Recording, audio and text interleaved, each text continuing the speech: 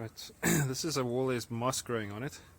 So now you can't paint onto that because the paint won't stick to the moss and it'll just peel off. So the best way to deal with this is to use your trusty pressure cleaner.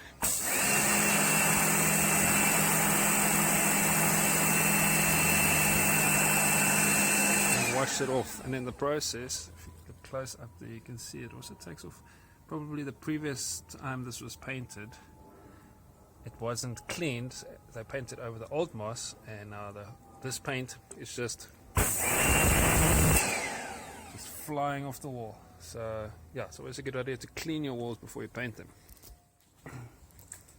Using a pressure cleaner also helps you reveal other imperfections that you wouldn't normally find, like